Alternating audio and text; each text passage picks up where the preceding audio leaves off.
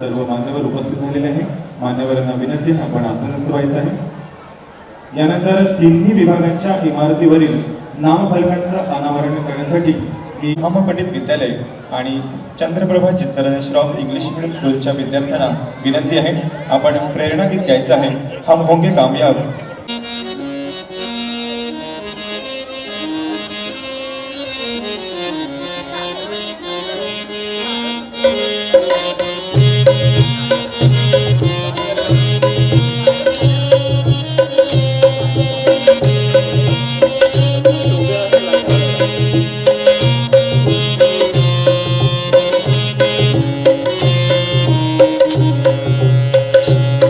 हम होंगे कामयाब.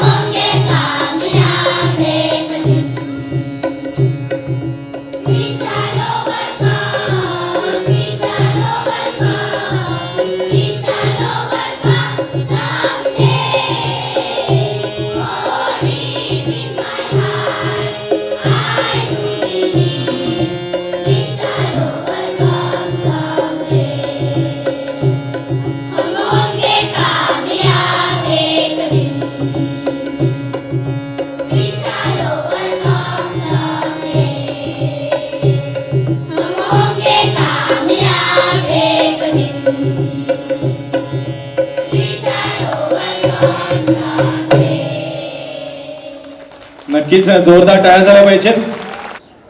आपल्या पंखांना बळ देणारे आपले देणगीदार आणि आम्ही ह्या देणगीदारांच्या बळाने आणि सर्वांच्या प्रयत्नातून नक्कीच एक दिवस यशस्वी होणार आहोत. 6 वर्षांपूर्वी ह्याच तारखेला आपल्या पिढीजात दातृत्वाचा वारसा पुढे चालवत आपले आई वडील स्वर्गीय चंद्रप्रभा चित्तरंजन श्रॉफ यांच्या स्मृतीप्रित्यर्थ 25 लाख आणि आज आपले आजोबा स्वर्गीय छोटालाल श्रॉफ यांच्या स्मृतीप्रित्यर्थ 50 लाख इतकी भरघोस देणगी आपल्या इंग्रजी माध्यमाच्या शाळेला देणारे माननीय श्री प्रकाशभाई आणि माननीय सौ भारतीबेन यांच्या दातृत्वाला सलाम. मागच्या 3-4 पिढ्यांपासून मागणी येथे वास्तव्यात असलेले श्रॉफ दाम्पत्य शेती व्यवसाय करतात. आपले आजोबा आणि वडील यांच्या स्वातंत्र्य लढ्यातील तसेच राजकीय व सामाजिक चळवळीतील सक्रिय सहभागामुळे माननीय श्री प्रकाशभाई यांना चळवळीची आणि साध्या राहणीची पार्श्वभूमी लाभली. आपल्या महादानी कर्तृत्ववान आजोबांच्या आणि आई वडिलांच्या ऋणातून थोडंफार का होईना उतराई व्हावं आणि त्यांचं कायमचं स्मारक तालुक्यात व्हावं ह्या उदात्त हेतूने आपण आमच्यावर विश्वास दाखवून आम्हाला भरघोस देणगी दिली त्याबद्दल आम्ही आपले ऋणी आहोत. आम्ही आपणास खात्री देतो की आपल्या आजोबांचं आणि आई वडिलांचं नाव वर्षानुवर्ष पिढ्यानपिढ्या केवळ सफाळ्यातच नव्हे तर राष्ट्रीय आंतरराष्ट्रीय पातळीवर अनेक क्षेत्रांमध्ये अनेक प्रांतांमध्ये सर्वोच्च स्थानावर पोहोचविण्याचा सर्वोतपरी प्रयत्न करू. Dignitaries of the desk, my young friends, distinguished ladies and gentlemen, 250 वर्षापूर्वी 18व्या शताब्दीत मला वाटतं 1770 साल असेल,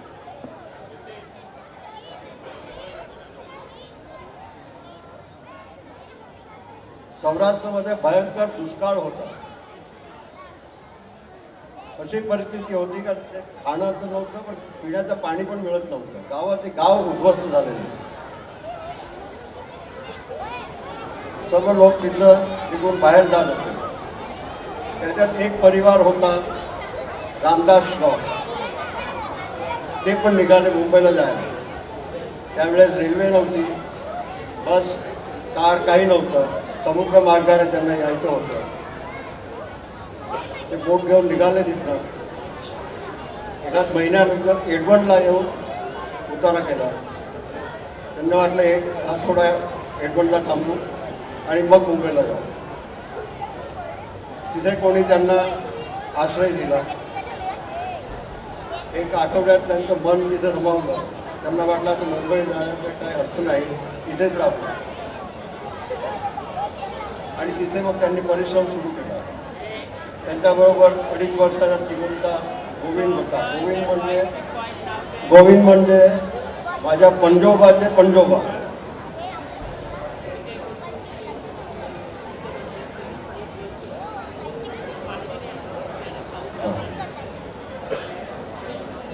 त्यांनी तिथे भरपूर मेहनत केली, परिश्रम केला. मला माझ्या आत्या आणि आजोबा सांगायचे का ते गुडाची भेळी कांद्यावर घेऊन जायचे, बोटीतनं सामान यायचं, ते दुकानदाराला द्यायचं. हे अशी काम केली त्यांनी. आणि मग हळूहळू परिवार वाढत गेला. गोविंदबाईचा मुलगा हरिबाई याने तिथे एक दुकान टाकली किराण्याची. तिथे लोक येऊ लागले. पैसे नसले तर बाबा नंतर देऊ, हा हरकत नाही. बाहेरचे लोक यायचे, बाहेर दुसऱ्या गावाचे लोक यायचे. ते फेमस होत गेले तिथे. आणि मग कोणाला पैशाची गरज असली तर त्याला हरिशेठकडे जाऊ. त्यांनी ते लग्नासाठी, शेतीवाडीसाठी, दुसरा काही व्यवसाय करायचा असला तर त्याच्यासाठी मदत करत गेले. आणि मग तो त्या परिवाराचा मेन बिझनेस झाला बँकिंग. आणि मग हरिभाईचा मुलगा बापूभाई ह्याने अजून पसरवला बिझनेस. ते तर महाराष्ट्राच्या बाहेर गेले, सौराष्ट्र आणि गोव्यामध्ये मायनिंगचा बिझनेस सुरू केला. मुंबईच्या हॉर्नबी रोडवर एलिस बिल्डिंगमध्ये एक्सपोर्ट इम्पोर्टचं ऑफिस खूप उघडलं. नंतर त्यांचा मुलगा रामदास टू यांनी अजून पुढे चालवलं काम. एडवनमध्ये त्यांनी राईस मिल टाकली. तिथे एका देवळासाठी त्यांनी जागा दिली. तिथे आज पण देऊळ उभं आहे, जे माझ्या आजोबांनी बनवलेलं.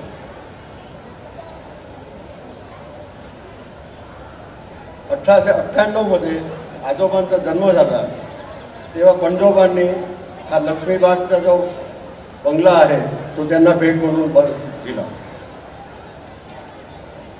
आणि मग ते छोट्यालाल श्रॉफचं जे कार्य सुरू झालं, अनफॉर्च्युनेटली ते 4 वर्षाचे असताना पंजोबा वारले आणि सर्व जबाबदारी आमच्या पणजी आणि आजोबांच्या पणजीवर आली, आजोबांच्या आजीवर आली. 1918 मध्ये आजोबांच्या संपर्काला लोकमान्य टिळक, सरदार पटेल वगैरे, आणि त्यांनी मग स्वातंत्र्य चळवळीमध्ये भाग घेतला. 1920 मध्ये पालघरचा बंगला घेतला त्यांनी. Chhotelal Shroff was a colossus. He was a man. The earth moved before him when he walked on it. Men loved him, respected him. People sought his favors.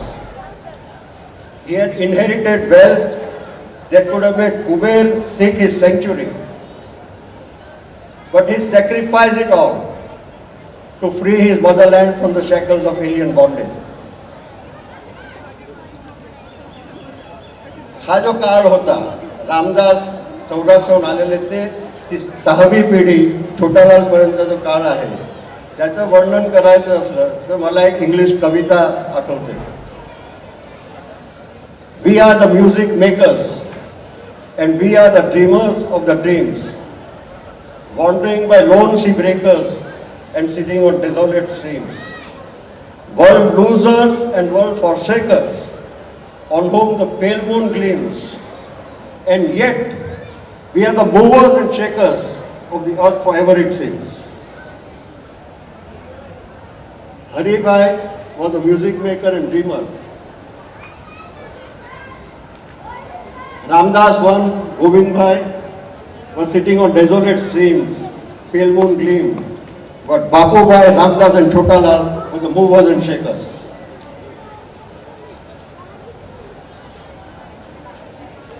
Chhotelal Shroff विषयी बरंच काही बोलले जाते, तुम्हाला माहीत पण पडेल. पण एक गोष्ट मेन आहे, मी 1981 साली दिल्लीला गेलो, 15 वर्ष तिथे राहिलो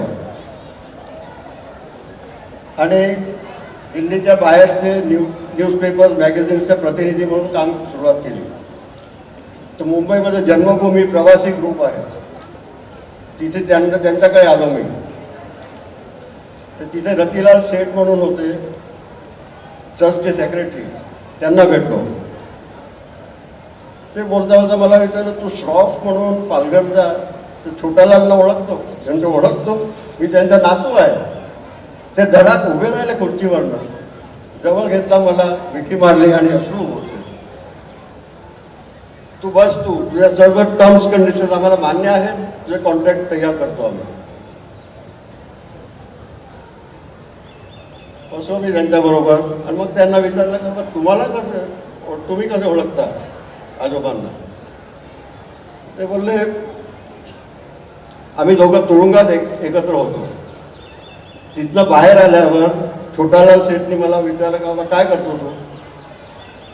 तर म्हटलं मला CA व्हायचं आहे, CAची परीक्षा आहे, पण पैसे नाहीत माझ्याकडे. तर छोटालाल शेठनी सांगितलं का बाबा माझ्याकडे ये, तू पालघरला, मी तुला पैसे देतो, मी तुझं शिक्षण सबंध तुला मदत करतो. आणि ते बोलले आज जे पण तुम्ही काय आहे ते छोटालाल शेठच्या मुलं आहे. हे आजोबांचं शिक्षणासाठी भयंकर प्रेम होतं. त्यांनी एवढ्या मुलांना विद्यार्थ्यांना घरात आसरा दिलेला आणि पैशाची पण मदत केलेली. म्हणून आज हे प्रकाशन केलं आहे ते the most appropriate tribute to Chhotalal Ramdas राव.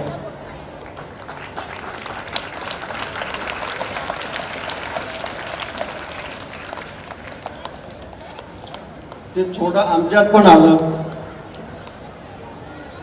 आमच्या आत्या जयंतीबेन यांच्याबद्दल तुम्हाला माहितीच आहे.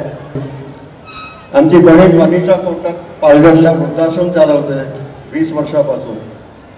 आणि प्रकाशने ही आईच्या नावाने देणगी दिली. आजोबांच्या नावाचं त्या स्मरणार्थ दिलं. आम्ही कोणावर उपकार नाही करत. हे 250 वर्षाचा ऋण फेडायचा एक प्रयत्न करतो आम्ही.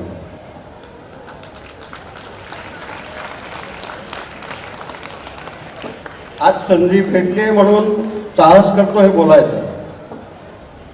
Allow me to say this, ladies and gentlemen, you have given us all that we have wanted. You can take back from us all that we have. Thank you.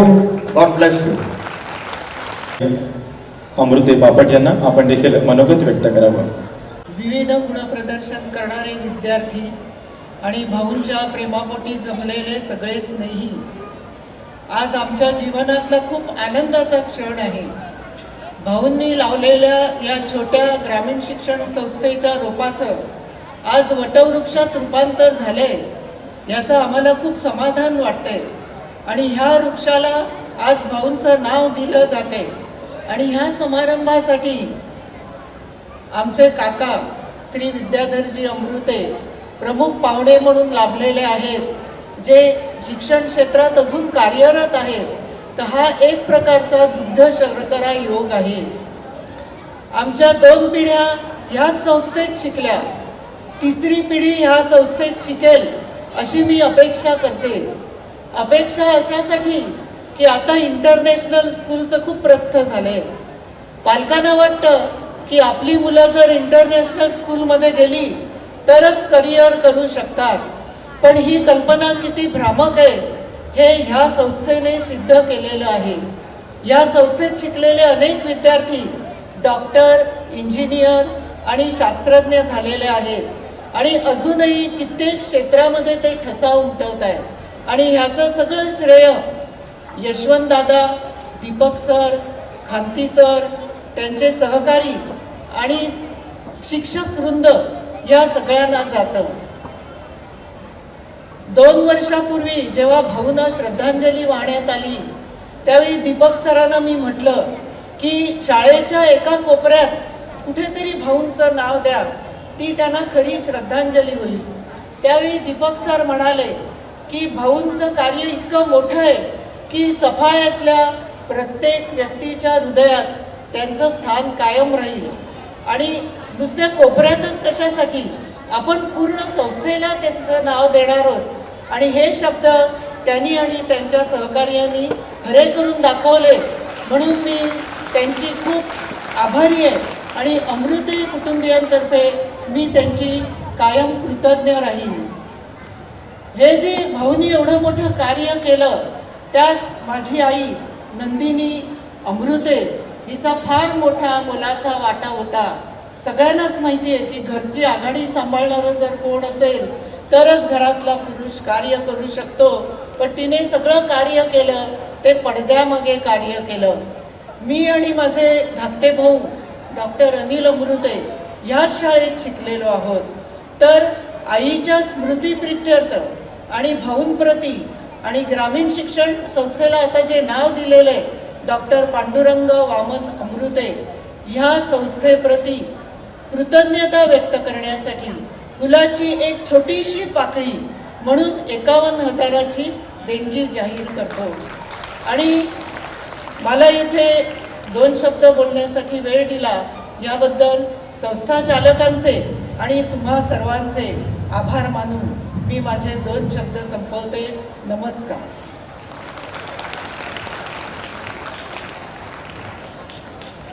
धन्यवाद ताई. स्वातंत्र्यसैनिक छोटालाल श्रॉफ यांची नात म्हणजेच प्रकाशभाईंची बहीण मनीषाबेन कोटक खरं तर त्या कार्यक्रमाला उपस्थित राहणार होत्या, पण काही अपरिहार्य कारणास्तव त्या येऊ शकल्या नाहीत. त्यांनी संदेश आपल्याला पाठवलेला आहे, तो मी वाचून दाखवते. सर्व सन्माननीय मान्यवर आणि माझा परिवार, आज ग्रामीण शिक्षण संस्थेच्या 66व्या वर्धापन दिनानिमित्त होणाऱ्या संस्थेच्या नामांतरण सोहळ्यात आमच्या श्रॉफ परिवाराला सहभागी करून घेतल्याबद्दल मनापासून आभार व आपणा सर्वांना साष्टांग दंडवत. स्वातंत्र्यसैनिक छोटालाल रामदास श्रॉफ हे आमचे आजोबा. आज त्यांचं नाव इंग्रजी माध्यमाच्या प्रायमरी स्कूलला दिलं जात आहे, त्यामुळे आमच्या आजोबांच्या स्मृती ह्या शाळेच्या रूपाने चिरंतर नाहणार आहेत. ह्या प्रसंगी माझा ऊर भरून येतोय. माझ्यासाठी व आमच्या संपूर्ण श्रॉफ कुटुंबियांसाठी आजचा हा सुवर्ण क्षण आहे. त्यासाठी मी आपल्या संस्थेच्या व्यवस्थापनाचे मनापासून आभार मानते. स्वातंत्र्य सैनिक असलेले आमचे आजोबा गरीब, दिनदुबळ्या अशा नाहिले वर्गाच्या शिक्षणासाठी कायम आग्रही व प्रयत्नशील राहिले. अनेक गरीब विद्यार्थ्यांच्या शिक्षणाला त्यांनी मोलाचा हातभार लावला. त्यांच्या समाजकार्याची धुरा माझी आत्या स्वर्गीय जयंतीबेन आणि माझे आई वडील स्वर्गीय चंद्रप्रभा चित्तरंजन श्रॉफ यांनी पुढे सुरू ठेवली. अशा सेवाभावी व सुसंस्कृत कुटुंबात माझा जन्म झाला म्हणून मी स्वतःला खूप भाग्यवान समजते. सामाजिक बांधिलकी व समाजसेवेचं बाळकडू मला माझ्या कुटुंबियांकडून मिळालं. या संस्थेच्या उत्कर्षासाठी ज्या अनेक ज्ञात अज्ञात लोकांनी सहाय्य केलं आहे त्या सर्वांचे खूप खूप कौतुक आणि आभार. या शिक्षण संस्थेला भविष्यातही आम्ही यथाशक्ती मदत करू, कारण शिक्षण रूपी गंगा समाजाच्या तळागाळातील वंचित थरापर्यंत पोहोचली तरच समाज सुखी, ज्ञानी आणि समृद्ध होईल व पर्यायाने देशही प्रगती करेल. शेवटी पुन्हा एकदा आमचे आजोबा स्वर्गीय छोटालाल श्रॉफ यांचे नाव आपल्या प्रायमरी स्कूलला देऊन माझ्या आजोबांच्या राजकीय व सामाजिक कार्याचा गौरव केल्याबद्दल श्रॉफ आणि कोटक कुटुंबीय व आमचा परिवार आपले खूप खूप आभारी आहोत. माझा मोठा भाऊ प्रकाश याने जे औदार्य दाखवलं त्याबद्दल त्याचेही खूप खूप कौतुक. परमेश्वर त्यास निरोगी दीर्घायुष्य देवो ही प्रार्थना. मनीषाबेन पालघर शिरगाव येथे एक वृद्धाश्रम चालवतात आणि त्या ह्या सर्व वृद्धांच्या तिथे माता म्हणूनच वावरत असतात.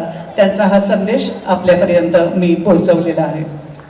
सन 2023-24 या शैक्षणिक वर्षामध्ये ज्यांनी कला आणि क्रीडा क्षेत्रामध्ये उल्लेखनीय अशी कामगिरी केलेली आहे आणि संस्थेचा नावलौकिक वाढवण्यासाठी प्रयत्न केलेला आहे, अशा गुणवंतांचा देखील सत्कार इथे संस्थेच्या वतीने केला जाणार आहे. तेव्हा मी विनंती करतोय आजच्या समारंभाचे अध्यक्ष माननीय श्री यशवंतजी घरत साहेब आणि प्रमुख अतिथी आदरणीय सचिनजी गोरे साहेब, प्रमुख अतिथी आदरणीय प्राध्यापक विद्याधरजी अमृते साहेब यांना पुढे येण्याची विनंती करतोय. आपल्या शुभ हस्ते आपण हा सन्मान करायचा आहे. सर्वप्रथम या क्रीडा स्पर्धेमध्ये ज्यांनी नावलौकिक संपादन केलेलं आहे आणि राज्यस्तर आणि राष्ट्रीय स्तरावरती कामगिरी केलेली आहे अशा विद्यार्थ्यांना मी विनंती करतोय. कुमारी रुणिता विशाल पाटील इयत्ता 8वी, कुमारी भावना दरगाराम मीणा इयत्ता 8वी, कुमार संवेद सुनील पाटील इयत्ता 10वी. रुणिता विशाल पाटील आणि कुमारी भावना दरगाराम मीणा या गुणवंत खेळाडूंनी कबड्डी सारख्या खेळामध्ये आपले विशेष प्रावीण्य दाखवले आहे. सन 2023-24 या चालू शैक्षणिक वर्षामध्ये 14 वर्षाखालील वयोगटात राज्यस्तरापर्यंत मजल मारल्याबद्दल आपणास सन्मान पत्र प्रदान करण्यात येत आहे. कुमार संवेद सुनील पाटील इयत्ता 10वी, 17 वर्षे वयोगटात विशेष प्रावीण्य दाखवून राज्यस्तरापर्यंत मजल मारली आणि संस्थेचा नावलौकिक वाढवला, त्याबद्दल आपणास देखील सन्मान पत्र प्रदान करण्यात येत आहे. कुमार संवेद सुनील पाटील यांनी पुढे यायचं आहे. कबड्डीमध्ये कुमार संवेद सुनील पाटील इयत्ता 10वी याचा सन्मान संस्थेच्या वतीने तसेच आजच्या प्रमुख पाहुण्यांच्या शुभ हस्ते केला जात आहे. यानंतर कुमारी संजना सुनील भोईर हिने पुढे यायचं आहे. कुमारी संजना कबड्डीमध्ये विशेष प्रावीण्य दाखवून 19 वर्षे वयोगटात महाराष्ट्रातील टॉप 15 खेळाडूंमध्ये समावेश होऊन राष्ट्रीय खेलो इंडिया कबड्डी स्पर्धेसाठी निवड झाल्याबद्दल आपणास हे सन्मान पत्र प्रदान करण्यात येत आहे. यानंतर कुमारी भावना दरगाराम मीणा हिने पुढे यायचं आहे. इयत्ता 8वीची ही गुणवत्ता अशी विद्यार्थिनी. हिने देखील कबड्डीमध्ये यश संपादन केलेले आहे आणि सन 2023-24 या चालू शैक्षणिक वर्षामध्ये 14 वर्षाखालील वयोगटात राज्यस्तरापर्यंत मजल मारल्याबद्दल संस्थेच्या वतीने सन्मान पत्र प्रदान करण्यात येत आहे. यानंतर कुमार सुमित सूरज मोरे इयत्ता 12वीचा विद्यार्थी. उंच उडीसारख्या ऍथलेट स्पर्धेमध्ये आतापर्यंतच्या संस्थेच्या इतिहासात उल्लेखनीय कामगिरी करत महाराष्ट्रामध्ये 8वा क्रमांक पटकावत संस्थेचे नाव उंचावलेले आहे. त्याबद्दल आपणास हे सन्मान पत्र प्रदान करण्यात येत आहे. उत्कृष्ट निकाल लावला. परीक्षेत जास्तीत जास्त विद्यार्थ्यांना ए आणि बी ग्रेड मिळाली आणि 100% विद्यार्थी उत्तीर्ण झाले. त्याबद्दल आपण कौतुकास पात्र आहात. संस्थेला आपल्या कर्तृत्वाचा सार्थ अभिमान आहे. त्या प्रित्यर्थ संस्थेतर्फे आपणास सन्मानपत्र प्रदान करण्यात येत आहे आणि आपला सत्कार करण्यात येत आहे. आपलं मनपूर्वक अभिनंदन. श्री रायसिंग सर, श्री गवळी सर, गवळी सरांचा सत्कार होतोय. शाल, श्रीफळ आणि सन्मान चिन्ह देऊन त्यांना सन्मानित केलं जातंय. त्यानंतर आमच्या इंग्रजी माध्यमाच्या कला शिक्षिका श्रीमती पूनम प्रसाद दारुवाला यांना सन्मानित केलं जातंय.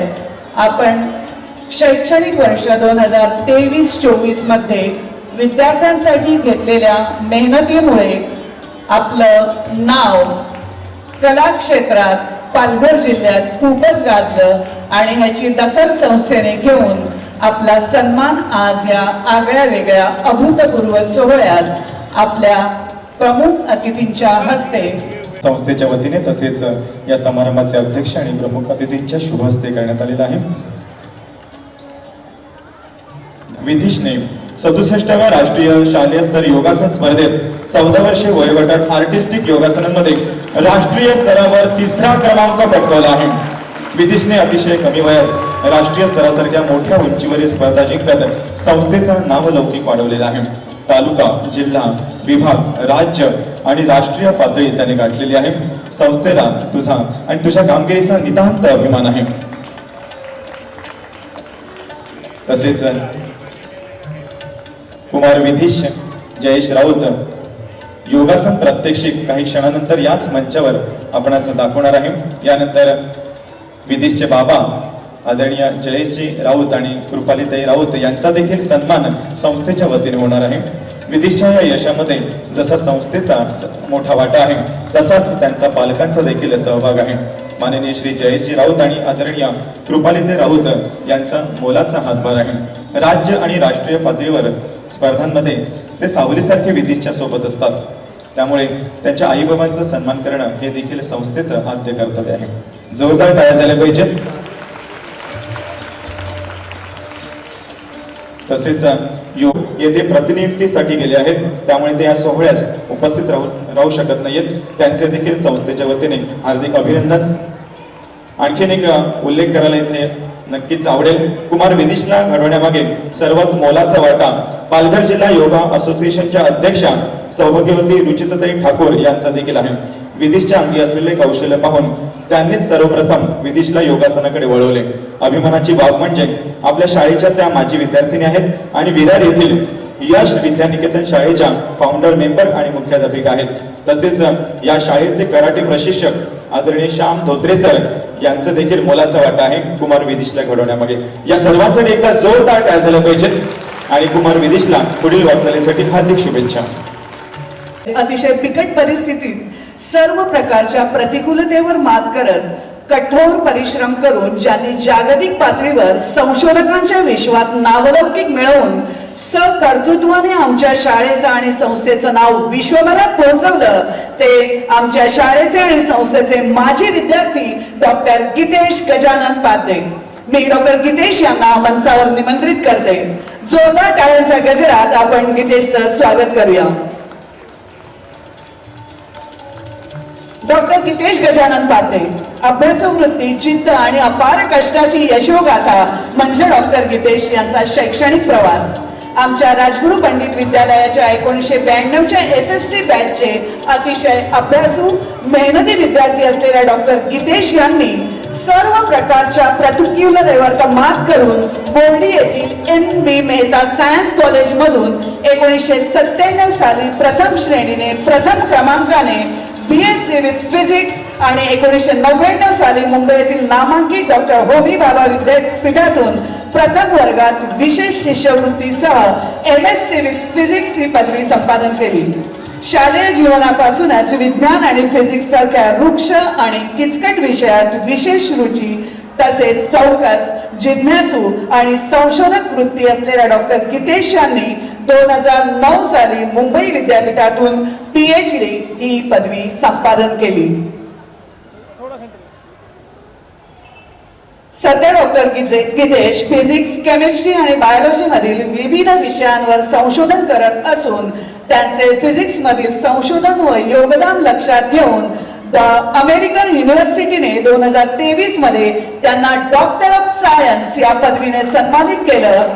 याच महिन्यात दुबई येथे संपन्न झालेल्या society for advance research in plant science या आंतरराष्ट्रीय परिषदेत एका चर्चासत्राचं अध्यक्षस्थान आणि अतिशय प्रतिष्ठेचा एमिनंट सायन्स अवॉर्ड देऊन त्यांना सन्मानित करण्यात आलं. डॉक्टर गीतेश आणि त्यांच्या सर्व भावंडांच्या यशस्वी शैक्षणिक प्रवासात त्यांच्या आई वडिलांचे अपार कष्ट आणि भगिनी सौ नीता हिचे विशेष योगदान राहिले आहे. विद्यार्थी असल्याचा आम्हाला सार्थ अभिमान आहे. आपलं हार्दिक अभिनंदन आणि आपणास पुढील वाटचालीसाठी आम्हा सर्वांकडून खूप खूप शुभेच्छा. जोरदार टाळ्यांच्या गजरात स्वागत करूया आदरणीय अध्यक्ष साहेब.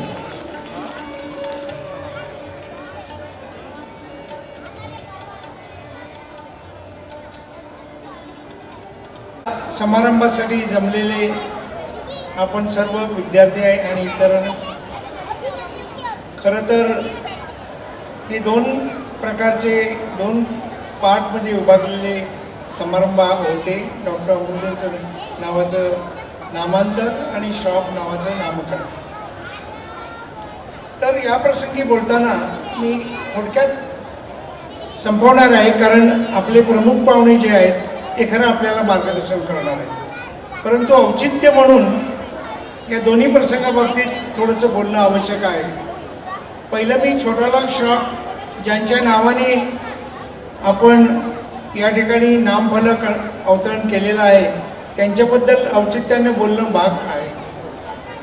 छोटालाल श्रॉफबद्दल त्यांच्या नातवाने सगळी माहिती तुम्हाला सांगितलेली आहे, पण स्थानिक पातळीवर मी एवढंच सांगू इच्छितो की छोटालाल श्रॉफ नावाचा एक पाडा माकड्याजवळ आहे. हे आपल्या काही लोकांना माहीत आहे की नाही मला माहीत नाही. ते खरे मूळचे जमीनदार पालघर आणि या सफाया भागात राहिलेले. मी स्वतः छोटालाल श्रॉफना पाहिलेलं नाही, पण जयंतीबेन आणि चित्तरंजन या दोघा व्यक्तींना मी ओळखतो. छोटालाल श्रॉफचं कुटुंब हे 100% गांधीवादी कुटुंब, स्वातंत्र्यप्रेमी आणि स्वातंत्र्य चळवळीत भाग घेतलेले लोक. एक आठवण किंवा एक मुद्दाम सांगतो. जयंतीबेन माझ्या चांगल्या परिचयाच्या होत्या. चित्तरंजन हे नेहमी यायचे जायचे. चित्तरंजनच्या मला माहीत असते आणि त्यांची एक बैलगाडी बग्गी होती. ते त्या बग्गीत बसून रोज फाटकावरून येऊन कुठेतरी गाडी उभी करायची आणि बाजारात फिरायची. पण जयंतीबेनबद्दल मी असं सांगेन, छोटालाल श्रॉफच्या त्या कन्या जयंतीबेन ह्या तशा जुन्या गांधीवादी नेत्या. त्यांच्याबद्दल असं म्हटलं जातं की भारताचे माजी पंतप्रधान मोरारजीभाई देसाई त्यांना आपल्या मानसकन्या मानत. कदाचित ही गोष्ट आपल्याला बऱ्याच लोकांना माहीत नसेल, पण मोरारजी देसाई जयंतीबेनना मानसकन्या मानत असत. जयंतीबेन म्हणजे छोटालाल श्रॉफचं कुटुंब आणि मोरारजी देसाईंचं कुटुंब हे अतिशय जवळ होतं, जवळ असायचे. तसं जयंतीबेनचा उल्लेख का मी इथे करतो माहिती का, माझा परिचय आहे की माझ्या परिसरात जयंतीबेन प्रसिद्ध होत्या. त्यांचं नाव होतं. अखिल भारतीय कृषक समाज जो होता त्याच्या त्या तशा उपाध्यक्ष होत्या. त्यावेळी बलराम जाखड हे केंद्रीय मंत्री भारतीय पातळीवर अध्यक्ष होते. जयंतीबेनचा रस या भागातील या तालुक्यातील शेतकरी आणि इतर लोकांसाठी काम करण्याचा होता. त्या पद्धतीने ते काम करत होते. ते त्यांच्याबद्दलची महत्त्वाची आणि वारंवार सांगण्यासारखी गोष्ट म्हणजे ते कट्टर गांधीवादी कुटुंब आहे. त्यांनी त्या दृष्टीने अनुसरण करून आपलं कार्य पुढे नेलं. आता त्यांच्यापुरता मी एवढाच थांबतो. आता डॉक्टर अमृतींच्याबद्दल फारसं मी काही बोलणार नाही, कारण मी अनेक वेळा बोलून झालेलं आहे. तरी येऊन औचित्याचा भाग म्हणून थोडं बोलणं आवश्यक आहे. डॉक्टर अमृत, मी मगाशीच कोणाशी बोलताना म्हटलं, डॉक्टर अमृतींचे वडील दादा हे सुद्धा एक थोर स्वातंत्र्य सैनिक होते. गोलवाडीतले गांधीवादी कार्यकर्ते.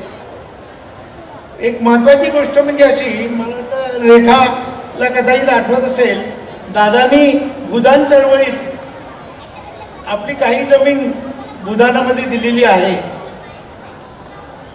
5 एकर जमीन, बरोबर आहे तुमचं. अशा मोठ्या माणसाचे सुपुत्र डॉक्टर पांडुरंग वामन अमृते आहेत. त्यांच्यावर ते संस्कार आपल्या वडिलांचे सतत होत राहिलेले आहेत. थोडक्यात सांगायचं म्हणजे काय, आता दीपक भातेने यापूर्वीच सांगितलं, वैद्यकीय व्यवसाय किंवा मेडिकल प्रॅक्टिससाठी ते बोर्डिओन किंवा घोलवडहून सफायला आले. सफायत त्यांची कोणाची ओळख नव्हती, पण मला ते म्हणायचे, इकडचे ज्येष्ठ स्वातंत्र्य सैनिक दीक्षितांकडे ते ओळखीने आले आणि तिकडून त्यांनी हळूहळू आपली प्रॅक्टिस सुरू केली. त्यांच्या प्रॅक्टिसबद्दल मी फारसं बोलणार नाही. इकडच्या सिनियर किंवा काही वृद्ध लोकांना माहीत असेल, त्यांचं कार्यक्षेत्र वैद्यकीय व्यवसायातलं सफायाच्या दक्षिण भागातला थोडा भाग आणि जंगलपट्टीचा भाग. त्यांनी अशी अनेक उदाहरणं दाखवून दिलेली आहेत की पेशंटसाठी ते कधी कधी चालत, ते मला म्हणायचे, मी एकदा वाडीवला पेशंटसाठी रेल्वे पुलावरून चालत गेलेलो आहे. हा मुद्दा एवढ्यासाठी सांगावासा मला वाटतो की वैद्यकीय व्यवसाय करताना त्यांची किती सचोटी होती. एकदा तर मला ते असं म्हणाले की इथे त्या काळात, ही गोष्ट आहे 50 वर्षापूर्वीची, कुठलाही स्ट्रेचर किंवा काही नाही. असं असताना एका बाईला झोळीत माझ्याकडे आणलं आणि मी त्या बाईचा प्राण वाचवला. त्या ठिकाणी त्यांचं मोठेपण सिद्ध होत आहे. ही झाली त्यांची मेडिकल किंवा वैद्यकीय सेवेतल्या गोष्टी. अनेक किस्से आहेत त्यांनी मला सांगितलेले किंवा मी स्वतः पाहिलेले, पण ते आता सगळेच काही वेळेच्या अभावी सांगता येणार नाही. पण त्यांचं प्रमुख काम जे आहे ते संस्थेच्या बाबतीत आहे आणि ते असं म्हणता येईल, त्यांनी सुरुवातीला म्हणजे मी स्वतः 1958 साली फायनल 7वीची परीक्षा पास झालो आणि डॉक्टर अमृतेने 58 साली ही संस्था सुरू केली. 58 साली जेव्हा संस्था स्थापन केली आणि शाळा सुरू केली, तेव्हा शाळेचा वर्ग भरण्यासाठी जागाही नव्हती. तेव्हा शांताराम शेठ केळुसकर ही एक दानशूर व्यक्ती सफायत होती. कदाचित आपल्या अनेकांना शांताराम शेठ केळुसकर हे माहीत नसतील, पण पाटकर कुटुंब जे आहे त्यांचे ते आजोबा, मी नंदू पाटकरला तर तुम्ही ते पण आता नाही आहेत, त्यांचे आजोबा. तर त्या अशा व्यक्तीने त्यांच्या घर होतं त्याच्या पाठीमागे एक खोली दिली आणि डॉक्टर अमृतीने 8वीचा वर्ग तिकडे सुरू केला. हे मुद्दाम मी का सांगतोय की डॉक्टरांनी आपली शाळा सुरू करताना कशा प्रकारे धडपड करून शाळेला पहिल्या वर्गासाठी जागा मिळवून दिली. त्यावेळेस सुद्धा 16 विद्यार्थी होते. त्यात मला गौरवाने उल्लेख करावासा वाटतो की डॉक्टर नेताजी पाटील हे आमच्या शाळेचे संस्थेचे पहिले विद्यार्थी. एनरोलमेंटमध्ये त्यांचं नाव पहिलं आहे. त्यांनी नंतर डॉक्टरेट मिळवली आणि तालुक्यातली त्या काळातले डॉक्टरेट PhD मिळवणारी पहिली व्यक्ती ठरली. अशा अवस्थेत डॉक्टरांनी आपले सवंगडी एकत्र गोळा करून ही संस्था सुरू केली. त्यात कपाशाचे भाऊराव पाटील असतील, माझे वडील असतील, पारगावचे भालचंद्र पाटील असतील किंवा लाठाण्याचे शांताराम पाटील असतील वर्ग सुरू केले. हे करीत असताना शांताराम, कदाचित आपल्यापैकी काही लोकांना माहीत असेल, शारदा मंदिर ते शाळेला नाव देण्यात आलं आणि शारदा मंदिर शाळा ही शांताराम शेठ केळुसकरांच्याच चाळीत, जिथे पूर्वी ती इमारत होती आता तोडली गेलेली आहे, त्या इमारतीत शांताराम शेठचे भाडेकरू राहत होते. पण डॉक्टरांच्या प्रेमासाठी आणि आग्रहासाठी ती जागा रिकामी करून अल्पशा भाड्याने डॉक्टरांना त्यांनी वापरण्यासाठी दिली आणि मी किंवा आमच्याबरोबरचे काही सहकारी त्याच शाळेत त्याच इमारतीत शिकलो. आम्ही 11वीपर्यंत, आता 10वीपर्यंतची परीक्षा असते त्याला शालांत परीक्षा म्हणतात, आमच्या वेळेस ती 11वीची असायची. तर मी दुसऱ्या बॅचचा खरा विद्यार्थी, पहिल्या बॅचचा नेताजी, त्यांनी नावलौकिक मिळवला. हे सगळं करीत असताना महत्त्वाचा मुद्दा असा आहे की ही शाळा पुढे नेण्यासाठी नंतर शारदा मंदिरचं नामकरण अमरपंडित विद्यालय झालं. मी मुद्दाम एक गोष्ट आवर्जून या ठिकाणी उल्लेख करावासा वाटतो की डॉक्टर अमृतेचा आणि पंडित कुटुंबांचा अतिशय घनिष्ठ संबंध होता. या शाळेला अमरपंडित विद्यालय जे नाव दिलं आहे त्या पंडित कुटुंबियापैकीच एक नाव आहे. कदाचित त्यावेळी दिलेली ती देणगी आज मी तिला अतिशय अल्प वाटत असेल, पण त्यावेळेस ती अतिशय मोठी होती. म्हणून डॉक्टरांनी पंडितांचं नाव, अमरपंडित यांचं नाव या शाळेला दिलं. स्नेह डॉक्टरांचा आणि पंडित कुटुंबाचा खूप होता. कदाचित आपल्याला माहीत असेल, राजेंद्र कुमार पंडित हे या संस्थेचे पहिले अध्यक्ष होते. हे अध्यक्ष, मी ते राजेंद्र कुमार पंडितबद्दल एक वाक्यात सांगतो, ते अमेरिकेतून MS केलेली व्यक्ती, अमेरिकेतून MS केलेली व्यक्ती, डेअरी टेक्नॉलॉजीमध्ये ॲडव्हान्स, त्यांची सफायला जी डेअरी होती ती अद्ययावत प्रमाणात चालायची आणि अतिशय आदर्श डेअरी होती. परंतु त्यांची इथे खूप प्रॉपर्टी होती आणि त्याची बांधिलकी म्हणून त्यांनी देणगी देऊन डॉक्टर अमृतेंना सांगितलं की अमरपंडित विद्यालय हे नाव द्यावं तुम्ही. पंडित विद्यालयाचा दुसरा एक संबंध मी असा सांगतो, तो या संस्थेशी संबंधित नाही, ग्रामपंचायतीशी संबंध आहेत की त्यावेळेस डॉक्टर अमृते ग्रामपंचायतीचे सरपंच होते. आज ग्रामपंचायतची जी इमारत जीर्ण होती त्या तोडली गेली. त्यावेळेस दादासाहेब पंडित मार्केट हे नाव त्यावेळेस देण्यात आलं.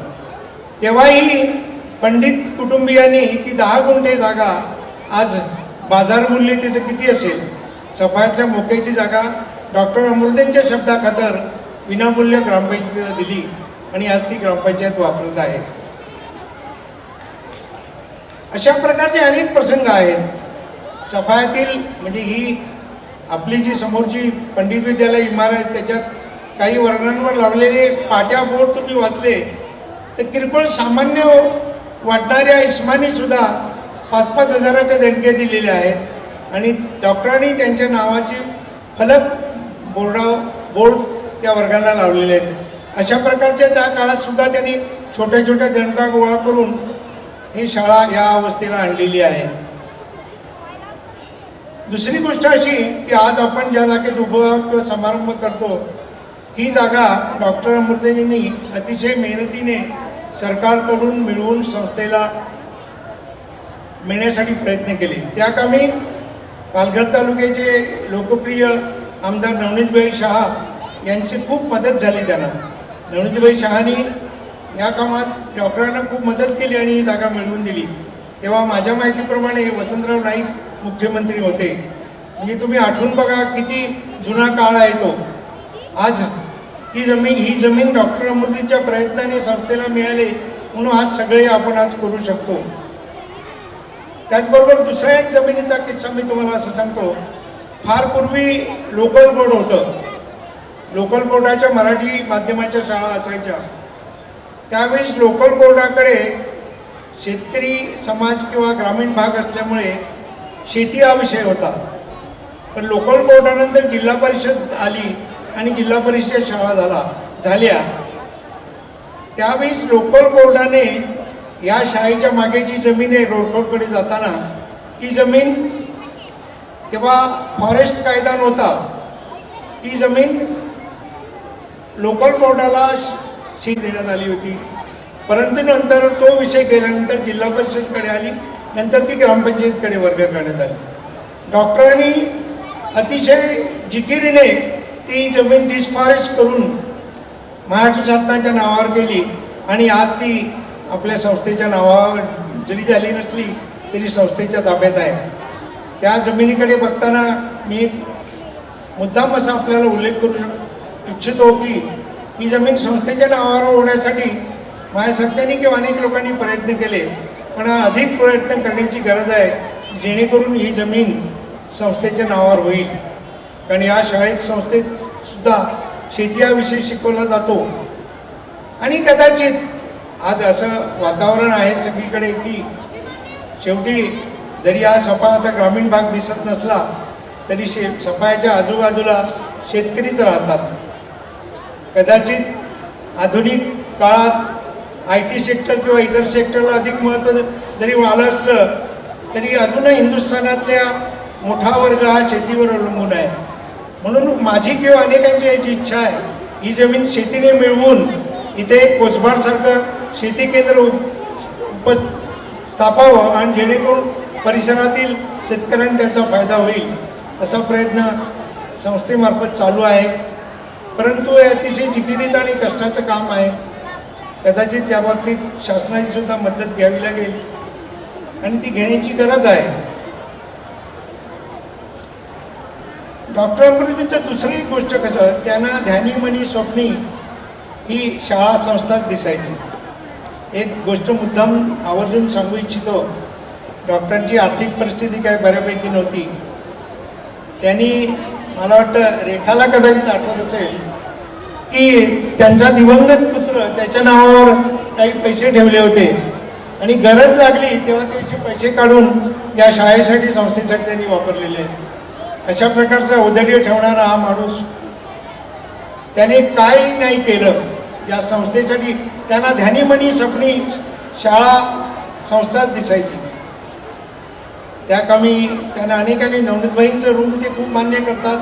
मृणालताई गोरे आणि त्यावेळीचे रेल्वे राज्यमंत्री स्वतः येऊन डॉक्टरांच्या इच्छेप्रमाणे त्या सौराष्ट्र एक्सप्रेसला थांबा देण्यात आला. त्यांचं तेव्हा ते उपोषण यशस्वी झालं.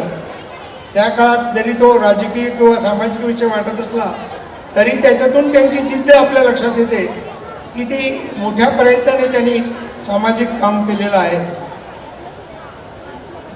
हे सर्व करीत असताना शाळा मोठी होत गेली, शाळेचा विकास होत गेला. या सर्व बाबतीत त्यांना सहकारी चांगले मिळाले. जसे कार्यकर्ते पातळीवर त्यांना सहकार्य मिळाले तसे शाळेत शिक्षकही चांगले मिळाले. एक मुद्दाम उल्लेख करतो, सर्व शिक्षकांचा उल्लेख करणं कदाचित मला जमणार नाही, पण 2-3 उल्लेख करणं गरजेचं आहे. ही संस्था चालवित असताना भाते सर या शाळेत आले, म्हणजे शारदा मंदिर या हायस्कूलमध्ये आले आणि नंतर त्यांनी भाते सरांनी डॉक्टर अमृतेंना संस्थेच्या कामात मदत करायला सुरुवात केली. भाते सरांच्या मदतीनेच डॉक्टर अमृते हे संस्थेचा एवढा मोठा डोलारा उभा करू शकले. त्यांचं ऋण या संस्थेचे आजचे संचालक किंवा माझ्यासारखा जुना माणूस मान्य केल्याशिवाय राहणार नाही. तसेच मुद्दाम एक आठवण सांगतो, संस्थेची शाळेची किंवा जेव्हाचं शारदा मंदिर पहिली बॅच जेव्हा सुरू झाली, 8वीचा वर्ग जर सुरू झाला तेव्हा या परिसरातले 7वी पासून होऊन गेलेले विद्यार्थी अनेक घरी बसलेले होते. एकतर 8वीची शाळा एडवणला तरी होती किंवा पालघरला तरी होती. ग्रामीण भागातल्या विद्यार्थ्यांना एडवण किंवा पालघरला जाणं शक्य नव्हतं. मग तेव्हा दाभोळकर सर होते, कदाचित तुम्हाला हे नाव ऐकून असतील. माझे ते शिक्षक होते दाभोळकर सर. त्यांनी गावोगावी जाऊन अशा प्रकारचे जे विद्यार्थी आहेत त्याने गोळा करून तो पहिला वर्ग स्थापन केला आणि शाळा सुरू केली. त्यांना पहिला विद्यार्थी मिळाला तो नेताजी पाटील, डॉक्टर नेताजी पाटील. त्यानंतर जंगलपट्टीचे पारगाजवळच्या सोनाळा गावातले 2 विद्यार्थी मिळाले, बहाडोलीचे 2 विद्यार्थी मिळाले. अशा प्रकारे अनेक विद्यार्थी गोळा करून 16 विद्यार्थ्यांची एक बॅच त्यांनी तयार केली आणि ते विद्यार्थी पुढे नावारूपाला आले. अशा प्रकारचा प्रयत्न करीत असताना शेवटी ही शाळा सुस्थितीत आल्यानंतर त्यांच्या मनात असं आलं की एक आगरवाडी भागात एक शाळा करावी, म्हणून त्यांनी पुढाकार घेऊन ही संस्था स्थापन झाल्यानंतर, ही शाळा स्थापन झाल्यानंतर 58 नंतर मला वाटतं 62-63 साली आगरवाडीला एक नवीन संस्था स्थापन करून तिथे शाळा सुरू केली. नंतर म्हणजे मुद्दाम सांगतो, डॉक्टरांनी वाघवर्तक सरांना सानेगुरुच्या विद्यालयातून आणून त्या ठिकाणी त्यांना शाळेत कार्यरत केलं आणि मुख्याध्यापक केलं. पुढे तेच वाघवर्तक सर जिल्हा परिषद अध्यक्ष झाले आणि मोठं नाव झालं त्यांचं. तर ही आगरवाडची शाळा निर्मिण्याचं श्रेय डॉक्टर आंबेडकरकडेच जातं. असे अनेक किस्से सांगता येतील, पण हे शिक्षण क्षेत्रातले 2-3 मुद्दे सांगितल्याशिवाय मला राहवलं नाही. नाहीतर डॉक्टर आंबेडकरवर बोलताना काहीतरी राहून गेलं असं वाटायचं, म्हणून मी आपल्याबरोबर बोललो. सांगण्यासारखे अनेक मुद्दे आहेत, कथन करण्यासारखे अनेक मुद्दे आहेत. डॉक्टर आंबेडकर हे असं अथांग आणि मोठं कर्तृत्ववान व्यक्तिमत्व होतं की त्यांच्याबद्दल बोलावं तेवढं कमीच. तरी पण वेळेच्या अभावी मी थोडक्यात आपल्यासमोर माझं म्हणणं मांडलेलं आहे. आपण सर्वांनी शांतपणे ऐकून घेतलं त्याबद्दल आपल्याला धन्यवाद. जय हिंद.